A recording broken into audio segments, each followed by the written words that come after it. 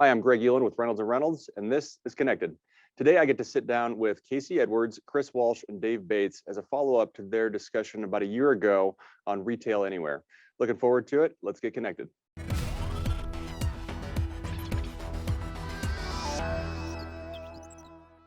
Casey, Chris, Dave, thanks so much for joining this very special episode of Connected. You're welcome, Greg. Great to be here. Having it. Thanks. Yep, for sure. So back in June, I think it was, of 2021, the three of you got together and sat down and talked about Retail Anywhere. And excited to have you on today to talk about what's changed since then and how far we've come. So Chris, if you can start, maybe set the table with kind of where we're at as an industry and a little bit of where we see things going. Well, I think if you look at where we are today, a lot of the topics of discussion are the same as the ones that we've been talking about a while. So, the vehicle, shortage, inventory struggles that dealers have, the chip shortage, which, from what I'm reading, we are starting to turn the corner there. And so there's a light at the end of the tunnel with the chip shortage. Obviously, a huge influx in, activity around digital retailing and just meeting consumers where they are. So those are topics that continue to be discussed pretty heavily. Profits are up for dealers. I mean, I think everyone, knows that, but that's not going to last forever. Historically, we've seen, profits go up and down, and they usually set a new high watermark and will plateau off, and then they'll, kind of go down a little bit from there as things normalize. So dealers need to be prepared for that dip that is coming. And I've talked to quite a few over the last week or so, and they are concerned about that. So, how can we help them maximize every profit opportunity that exists while they still can? So I talked about digital retailing, and the volume of discussion around that has really skyrocketed. The pandemic has accelerated much of that. So we have a new normal that is kind of being set. And I think, everybody in the industry is telling dealers that we need to be doing, digital retailing yesterday, but they are finding some challenges in how they implement, something like this. So they have different processes. There's lots of different tools that are available. What are the different data sets that are out there, and how do they communicate with customers effectively, meeting the customer, where they are. So I think when I think about all these things, there's not a lot of differences between, the different pieces that we just, talked about. So I think when we think about, moving forward, making online retailing just a part of how retailers operate is going to be critical to their success, going down the road. And then obviously, things like EV and what impact that is going to have on dealerships, particularly in fixed operations, are things that we all need to be, thinking about and planning for the future.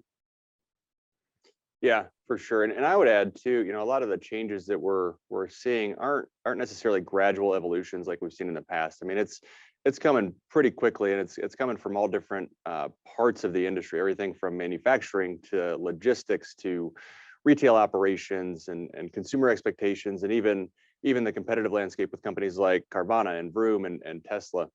So thinking about kind of all this change out there and how kind of sweeping it is, how are dealers leveraging Retail Anywhere to kind of take this change as an opportunity to move forward? Well, I'll jump in on that one, Greg. First, I think it's important that we talk a little bit about Retail Anywhere and the philosophy and the approach, and how critical that is to help dealers maximize those profit opportunities because of how flexible kind of the approach is. As Chris talked about, focusing in on how we ensure we're maximizing dealership profitability for every transaction is going to be really critical going forward in this kind of new normal.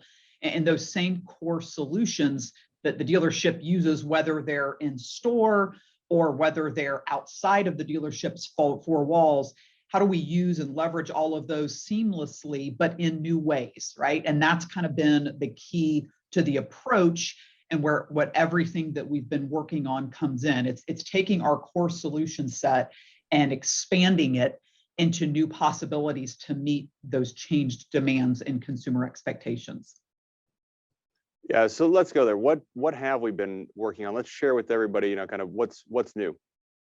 Well, we recently rolled out an electronic signing tool that allows dealers to capture signatures remotely in a secure and compliant environment. And that's really been the perfect addition to round out our F&I suite with DocuPad, DocuPad Remote, and e-contracting.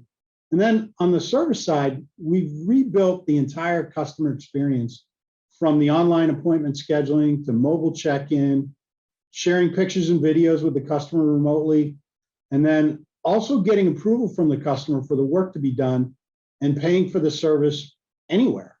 And dealers can then top it off by their after-hours pickup capabilities. And we've seen some dealers really take it to the next level with working with large local employers to install vehicle drop-off kiosks at the work facility so employees can get their vehicle serviced while they're at work. Yeah, I love that story that you're referencing, Stan Chevrolet out in Arizona and what they're doing with their GoMoto kiosk. It's really a good representation of how Retail Anywhere can help dealers take it to the next level and find new ways of doing business and really increase volume even without sacrificing efficiency or profitability. So anyway, what else is top of mind? What else is new? Well, I think for me, logistics is one that I'm really excited about, just because I think it holds a lot of opportunity, in the automotive space. We partner with a company called Draver and their AI platform that specializes in helping dealers manage the logistics of moving cars, people, and packages. So it could be used as a vehicle drop-off or delivery tool, whether that's for customers or between stores or recon facilities. It can help manage people and parts, and it has this kind of built-in tracking system to better understand the most efficient routes to take. So we continue to embrace that customers want to do business on their terms, wherever they are, and Draver has been a really good starting point for us in this space when we think about convenience for consumers. And Chris, I would add one that I'm really excited about, and that's kind of one of our bigger components that we've been talking quite a bit about to that Retail Anywhere story, and that's the acquisition of Gubagoo. And we've been working, really hard the last several months since we last talked to build out that Gubagoo virtual retailing tool into our larger system. And we've been able to leverage Gubagoo's online expertise and everything that they're known for and really good at, and then leverage that with our dealership operations expertise to bring those together to provide a single seamless process for both the consumer and the dealership. So a lot of really good work done there since we last spoke relative to Gubagoo. But really end to end, when you step back and kind of look at it, it's a complete picture of online retailing that allows a dealer to fully transact the way the customer wants to, whether it's chat to credit application, lender approval, kind of end to end, but then join it in with everything else that the Reynolds system has to offer. It's a more in-depth, more intuitive, and frankly, more proactive tool, and easier to kind of adopt all these new changes in the dealership. So that's been something that I think we've been really hard at work on, and we're really excited about the future of that as well, Greg. Yeah, for sure. So thinking about that Gubagoo acquisition and the partnership with Draver, let's pop the hood on that a little bit. Can we talk and share some about what happens when we do make a strategic acquisition like that? Yeah, absolutely. We pride ourselves on building a single system from the ground up. And that's what we're known for, and we continue to stand behind that because we know it's the right approach. And what this means is we put a lot of resources and development into making the process and pieces work together as a single unit. We're not piecemealing solutions and processes together and hope that it flows that it should. We rebuild it from scratch specifically to work with the existing infrastructure and framework of our retail management system. And, it's just one big machine running on all cylinders. And I think it's important because I believe there's a clear difference in this approach. So Dave said we're not piecemealing it together. That's certainly the easy way out and can have a much faster turnaround. But we're not really here to make the easy decision. We're willing to put in the hard work and the effort, the investment, if it's going to make our customers, the dealerships lives easier. And not to mention piecemealing it together in that way, just comes back to bite you in the end. So when we build it from the ground up, none of that exists, is what we found. And it's designed to act as a single unit with a single unique identifier for every customer, every vehicle, and every transaction, from the first online interaction to the CRM, to F&I, to accounting, and into fixed ops. Yeah, for sure. I was, on that note, I was talking with a dealer just about a week ago, maybe 2 weeks ago. Not one of our existing customers, but he was showing me what he goes through, and he had 9 separate tabs open in a Chrome browser to work a car deal, and it was just mind-boggling to see you're literally going through all these different systems to get something done. It's crazy. So anyhow, where guys, if we can maybe put a bow on this, where do we go from here? Kind of what's next, and where are we going? Well, I think, one piece we haven't really talked a lot about, which is really, I think, is the next step in Retail Anywhere, is the full, e-contracting, capabilities in that remote environment, all in a single system, regardless of lender, regardless of what state a dealer or consumer is in. I think this is a fun project that could have a huge impact on not just the efficiency of, retailing anywhere, but also, cash flow for a retailer.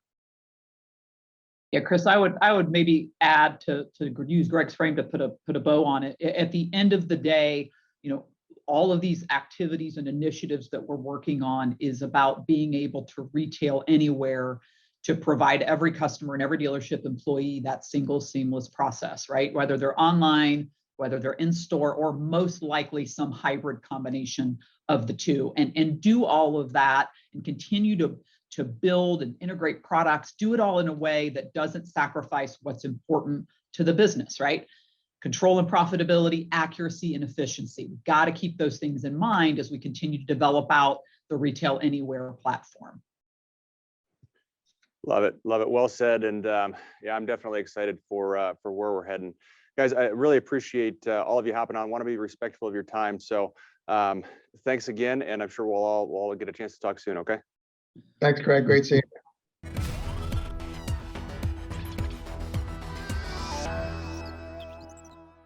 Before we hop off, don't forget, you can watch or listen to episodes of Connected on YouTube, Spotify, or Apple Podcasts. And don't forget to subscribe so you're notified every other Wednesday when new episodes are released. Thanks so much for joining us, and we'll see you in 2 weeks.